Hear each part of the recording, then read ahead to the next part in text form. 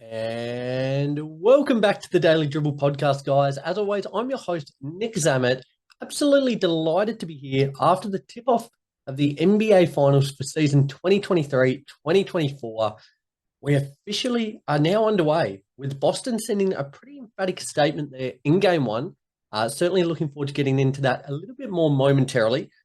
Before we do so, though, I just want to give a big shout out, as I say, week in and week out, both the stadium scene and the cover.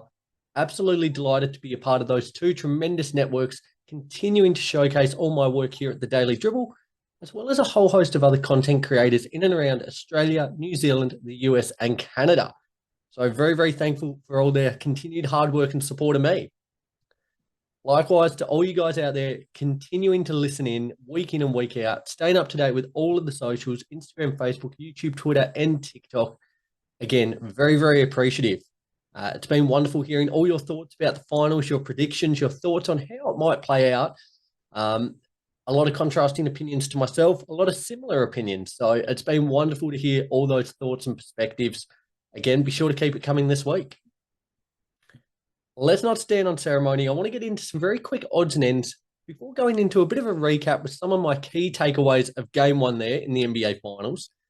But as I said, we'll start with odds and ends, some very quick ones here. First and foremost, with the news that 10-time All-Star Carmelo Anthony has joined the NBL's Next Stars program as both a global ambassador and a future team owner.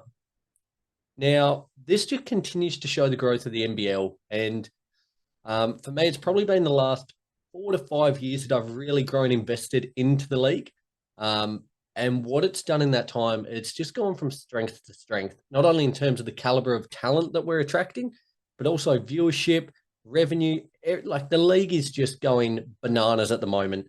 And having another name like Carmelo Anthony attached to it is going to be nothing but beneficial. Absolutely buzzing for the upcoming season. It'll be interesting to see in the future as to where Carmelo opts to become an owner. Whether it's the Tassie Jack Jumpers, that would be certainly electric to say the least. Hopefully see him down here at My State Bank Arena. But fantastic stuff for the league. As I said, absolutely buzzing for it to start once again. The countdown is well and truly on now. As it does, I'm hoping to bring back the NBL content more so next year. So there's something to look forward to as well. The Lakers and their ever-evolving coaching situation has progressed during the week. It looked as if JJ Redick was the front runner and he was set to be announced imminently. Hasn't played out that way. It now appears that their top target is UConn's Dan Hurley. Now, he's a back-to-back national champion there with UConn. Apparently, the Lakers are set to offer him a monster long-term contract there with the franchise. Now, from reports that I've seen over the last 24 hours or so, it looks like Hurley's 50-50 as to whether to come back with UConn or join the Lakers. A very fascinating situation there.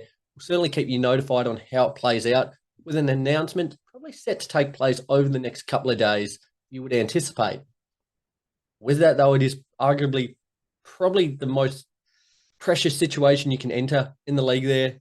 Comes with the pedigree of winning, and the Lakers will certainly be hoping he can instill that into the franchise that, they've made the playoffs, but they haven't been title contenders in the last couple of seasons. So they'll be hoping to hopefully maximize the last couple of years of LeBron's career there. And just finally, the Denver Nuggets are looking to potentially pursue Gordon Hayward in free agency off the back of reports coming out this week. Now, just briefly, I won't delve into it too much because whether it plays out or not is another question, but I actually don't mind this move at all. Hayward at 34 years old still has plenty to offer a team. We didn't really get to see too much of it this season in his tenure with the OKC Thunder. But I think with his experience and what he brings to the game, a steady head, he's able to get a bucket, but able to facilitate to a decent level. I think this would really help steady that second unit of the Nuggets. I certainly hope it eventuates. There will no doubt be a lot of moves happening across the free agency, but this is certainly one I would like to see transpire. Would love to hear from you guys. Do you think Gordon Hayward would be a valuable addition to the Denver Nuggets? Let me know. Okay, guys, there it is. Some very, very quick odds and ends. Let's push ahead into my NBA Game 1 finals key takeaways. Now, I was looking at, yep, there we go, perfect. I was looking at my soundboard here to do the little transition sound effect. It appears it's gone to sleep on me, which is always the way, isn't it? It wouldn't be fun if it was easy, but no, found it. Here we go. Delayed, but let's do it nevertheless. Daily dribble. Yeah, there you go. You can't tell me that wasn't worth the wait. Okay, let's get into game 1. Recording this one here today, Saturday in Tasmania. The game took place yesterday on Friday.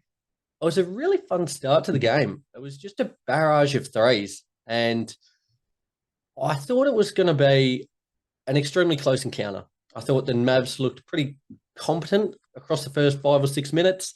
The Celtics opted to play the returning Kristaps Porzingis off the bench. Once he came on, he just went nuts. He had 11 points, 3 rebounds, and 3 blocks in the first quarter alone.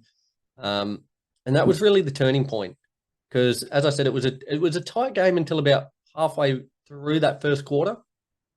But at that point, the Celtics went on a 23-5 run to end the quarter up 37-20.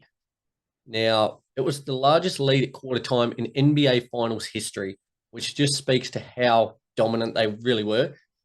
From that point, the Mavs, they fell further behind. They were trailing by 21 at halftime, down by as many as 29 in the third quarter. They were able to rally massively, the Mavs, though, and were able to cut the lead to as many as 8. Now, at that point, I thought, could we be potentially witnessing one of the greatest comebacks in NBA Finals history? It probably would have been, to say the least. They were down to 8. Luka was cooking, hitting some deep threes, really just sparking that offense into life. But some really poor traveling turnovers, poor offense led to the Celtics running out that end of the third quarter on a 14-0 run, which had them leading by 20 going into the last quarter. And from that point, it really seemed like a foregone conclusion. The bench for the Mavs emptied pretty early, and the Celtics went on to win game 1, 107-89, winning that one by 18 points. Again, a very comprehensive performance. Luka had 30 points, 10 rebounds. Jaylen Brown finished with 22 points, 6 rebounds, 2 assists, 3 steals, and 3 blocks. Whilst Porzingis in his return had 20 points, 6 rebounds, 3 blocks, and was 8 of 13 from the field. Now, firstly, I just want to say how great it was to see Porzingis back. What he brings to this team, both offensively and defensively, is incredible. And to be honest, I actually, I know it's due to reps and fitness and things of the kind, I didn't actually mind seeing him play off the bench. I thought he was tremendous as an energy guy when he came on. And as I said, doing it at both ends of the floor, certainly as to be expected, his engine, he was blowing pretty heavily early on, which, with the layoff he's had, was to be expected. So certainly as he gets a few more reps here across the next couple of games, expect that to improve. But some of my key takeaways here were the 3-point disparity.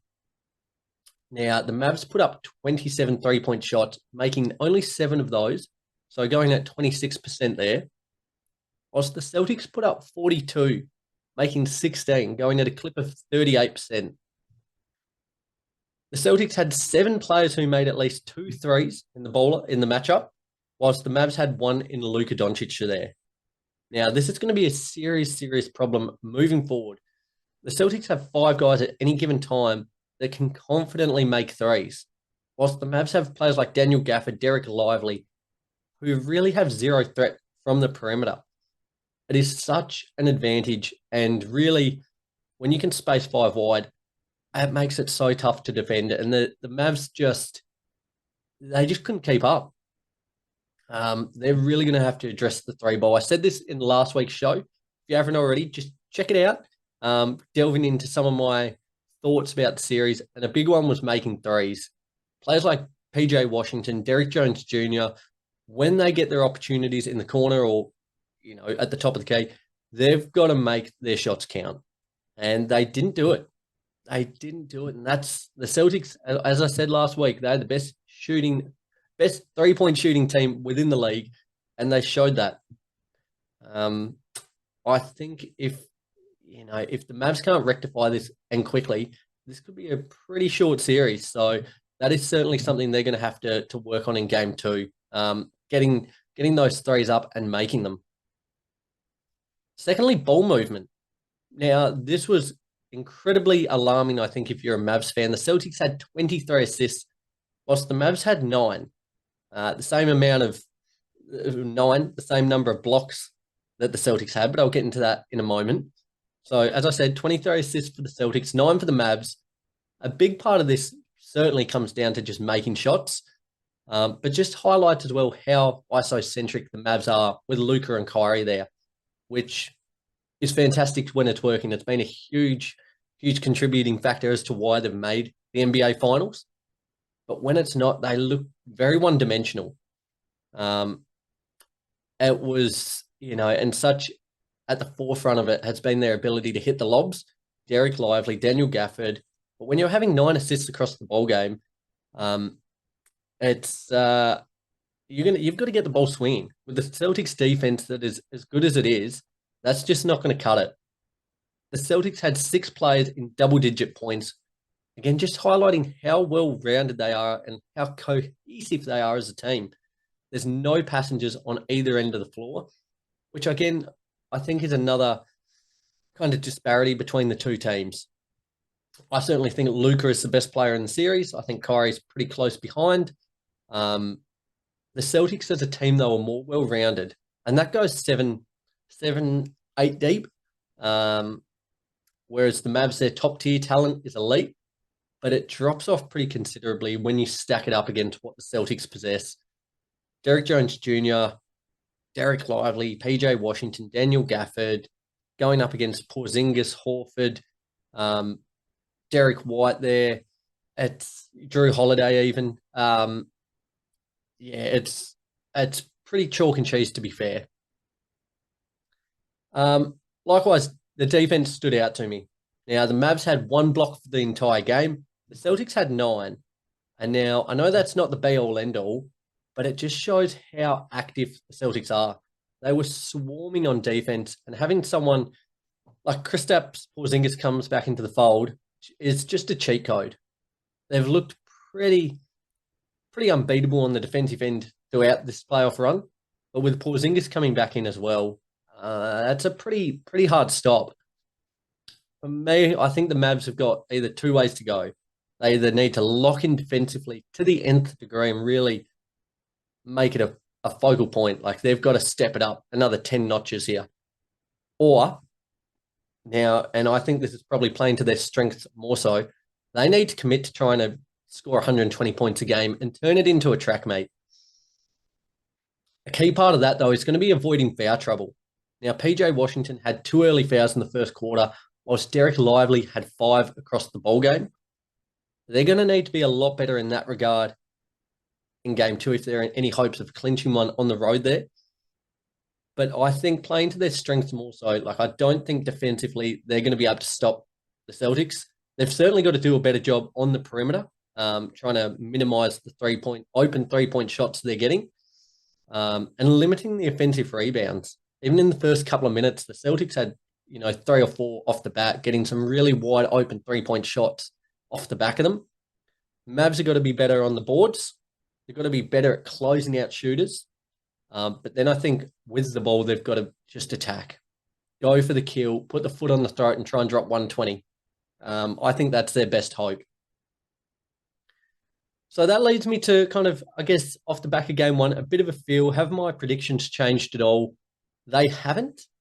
I'm still running with the Mavs, as I said last week, in 7 here, but I don't feel quite as confident after seeing that result play out. Now, game 2 is set to tip off here in Australia on Monday, which gives us a day or two just to kind of settle, take a breath, analyse what's played out over game 1 before getting into what I think is going to be a huge game 2. Now, if somehow the Mavs can clinch this one on the road, I think it really does go a long way in kind of affirming their championship credentials. If they get blown out, though, like as I said, that was 18 points it finished. It could have potentially been a lot more. It's worrying signs here. So I think they need a bit of confidence as the series transitions back to Dallas. If they lose, they need to keep it close and show signs of fight. But nevertheless, I think it's still going to be a deep series. I think There's a lot to like. You really can't judge a series until both teams have had a crack on their home court.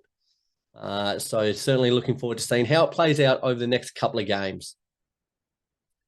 Guys, I'll be back next week. By this time next week, we will have had a look at both teams on their home court. We'll have a much better idea about how this series is going to play out. At the moment, it's certainly advantaged Celtics, which was to be expected. But I think game 2 might be a little bit closer there. Here's hoping so. As a neutral fan, that's all I want Dallas to win, but as a neutral fan, I want to see some good close games. Guys, there you have it. There's a quick little recap of game 1 of the NBA Finals. I'm certainly buzzing for the remainder of this series. I hope you guys are too. The news, though, despite starting to dwindle on the on-court action, there's still plenty of off-court happenings going on at the moment across both the NBA and NBL. So it's imperative to stay up to date with all the latest news. Follow all of the socials, Instagram, Facebook, YouTube, Twitter, and TikTok to get all that latest news. As well as drop me your thoughts on the playoffs, what you've liked so far from game 1, as well as how you think the rest of the series is going to play out. I'd love to hear from you guys. Anyway, till next week, enjoy games 2, 3, and I think 4 before next week. And I can't wait to speak to you again next week. Till then, take care.